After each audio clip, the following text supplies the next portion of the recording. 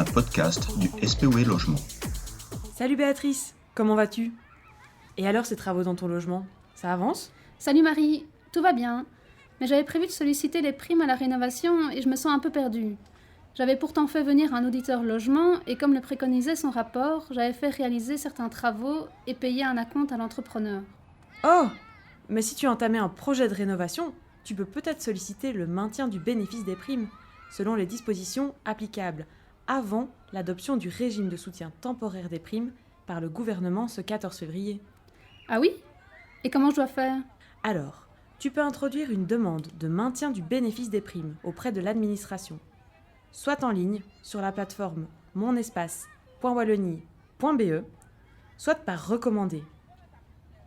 Une fois que tu as complété le formulaire, surtout, n'oublie pas de joindre la preuve de la commande de tes travaux, comme un devis ou un bon de commande, ainsi qu'un document qui prouve que tu as payé avant le 14 février au moins 20% de cette commande.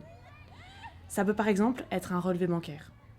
Ah oui, et aussi, attention, ta demande doit être complète et parvenir à l'administration au plus tard le 28 février à 23h59. Ok. Et comment alors apporter la preuve que ma demande de maintien a bien été envoyée avant cette date? Si tu introduis ta demande sur la plateforme Mon Espace, tu reçois automatiquement un accusé de réception qui te confirme la bonne introduction de ta demande. Et hop, le tour est joué. Si tu envoies le formulaire et les documents par courrier, il te faudra faire un recommandé et surtout bien conserver la preuve de ton envoi. Merci Marie, j'y vois un peu plus clair. Mais ça représente quand même beaucoup d'infos. Alors pas de panique, tout est expliqué sur le site logement.wallonie.be. Tu pourras aussi retrouver le formulaire de demande de maintien à télécharger et imprimer.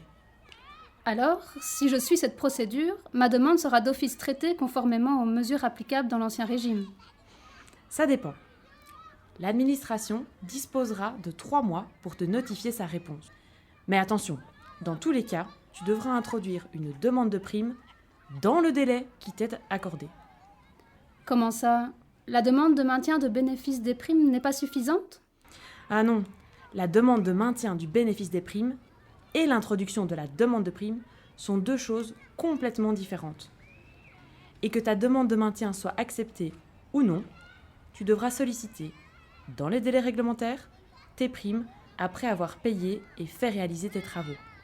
Mais ça veut dire qu'alors, même si je ne rentre pas dans les conditions pour bénéficier du maintien des primes selon l'Ancien Régime, je pourrais quand même avoir droit à des primes? En effet, si ta demande de maintien n'est pas complète, ou que tu ne réponds pas aux conditions fixées, je ne sais pas, par exemple, si tu n'as pas payé 20% de ta commande, tu pourras, selon certaines conditions, basculer dans le régime des primes habitation 2025, qui sera en vigueur jusqu'au 30 septembre 2026. Mais alors, pour les postes de travaux repris dans mon audit et pour lesquels je n'ai pas encore versé d'acompte, il y aura quand même des primes? J'avais également prévu d'installer un poêle à pellets et d'isoler ma toiture, mais je n'ai encore rien entrepris en ce sens.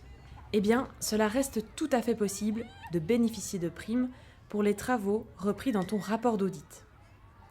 Les montants des primes et toute la procédure sont également accessibles sur le site logement.wallonie.be. Tu vas sur la page Prime Habitation 2025. Parfait, me voilà rassurée. Je vais tout de suite introduire une demande de maintien du bénéfice des primes. Merci Marie. Mais avec grand plaisir, Béatrice.